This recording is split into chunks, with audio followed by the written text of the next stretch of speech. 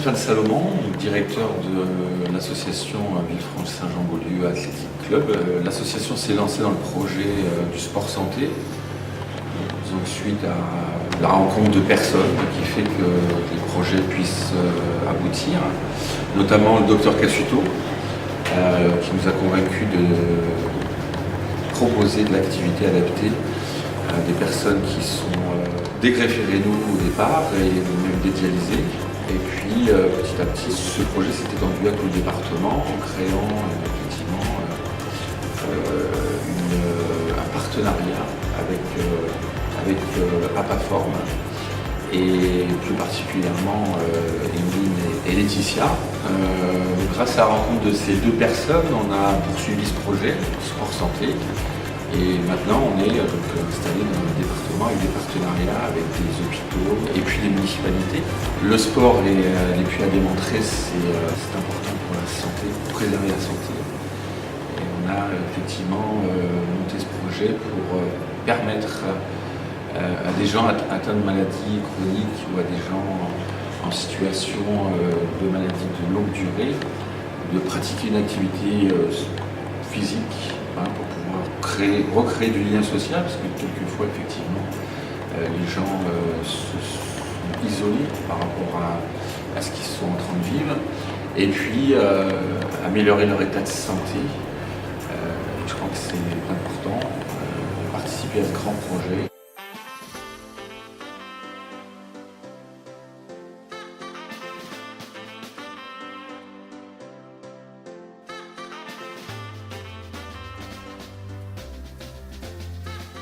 Je suis médecin qui est impliqué dans la prise en charge des maladies rénales chroniques, essentiellement les maladies rénales chroniques arrivées au stade de suppléance, et la suppléance dont je traite le plus, c'est la greffe. Donc je m'occupe essentiellement de maladies chroniques et plus particulièrement de patients greffés, et ce depuis de nombreuses années.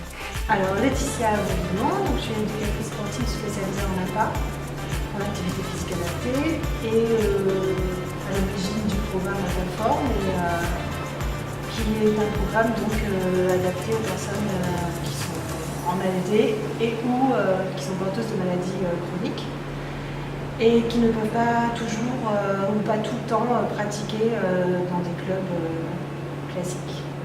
Emeline Payas, éducatrice sportive aussi, et donc avec Laetitia sur Apaform. Alors les cours que l'on donne en fait sont réalisables par beaucoup de personnes, la plupart des personnes, quelle que soit leur pathologie ou leur handicap, parce que justement on a mis au point des exercices qui sont adaptables à tout niveau et dont l'intensité est personnalisable en fait. Les personnes mettent l'intensité dans les exercices comme ils veulent, et donc du coup ils ne se retrouvent pas forcément en échec. Il n'y a pas forcément de consignes, il y a des consignes particulières, mais il n'y a pas de consignes dans l'exercice même plus particulière en fait, parce que l'exercice est réalisable par toutes sortes de personnes, quels que soient les handicaps. Alors quelle que soit la qualité physique que l'on travaille, en fait on la travaille vraiment en pleine conscience. On apprend aux gens à connaître leur corps. Donc en fait il y a vraiment une première partie où on est vraiment axé sur la connaissance de soi, c'est un peu de l'éducation. Les gens apprennent à ressentir leur corps, à savoir finalement comment il fonctionne. Et ensuite on part je pratique en conscience, je comprends ce que je fais et je pratique en autonomie aussi parce que j'ai compris comment mon corps fonctionnait, et je peux très bien pratiquer seule avec ce que j'ai appris. Donc je peux très bien aussi aller pratiquer dans un autre endroit ou dans une autre activité physique en prenant conscience de ce qui est essentiel dans le corps et en faisant attention à certaines choses. Voilà. D'accord. Donc c'est vrai qu'il y a un peu là-dessus. Il est primordial. Le fait de les faire venir, de pratiquer justement tous ces exercices, ça va déjà dans un premier temps. D'ailleurs, on a une programmation sur l'année qui évolue, donc il y a le lâcher prise qui est très important, et avoir la conscience de son corps aussi, qui va être primordial justement pour que chaque personne adapte les exercices et ressente les exercices, c'est ça la priorité. Ensuite, bien sûr, on axe sur le renforcement musculaire, sur la souplesse articulaire, musculaire.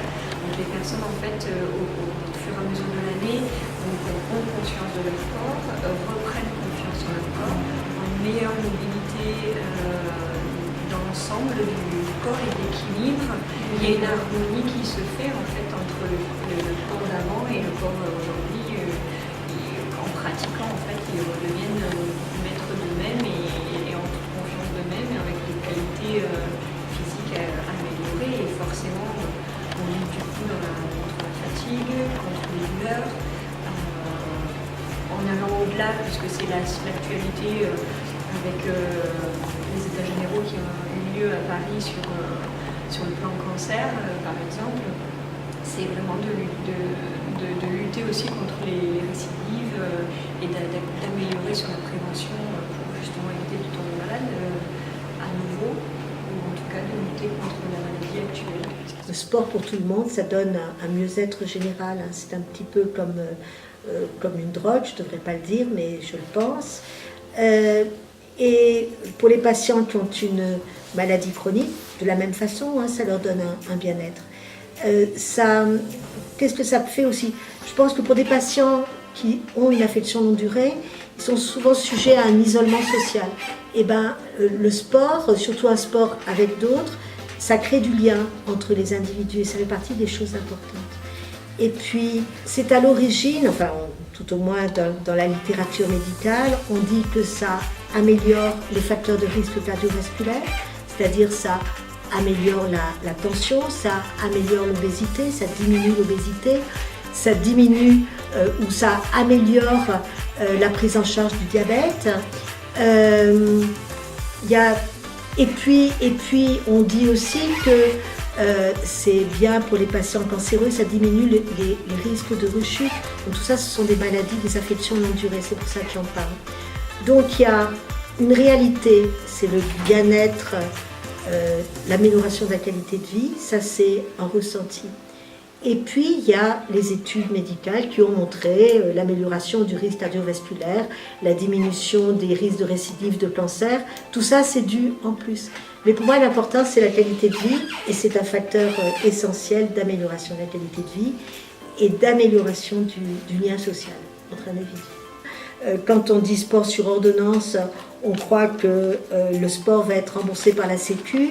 Je pense que les démarches sont en cours, mais ce n'est pas encore gagné. Là, certaines mutuelles prennent en charge ce sport sur ordonnance.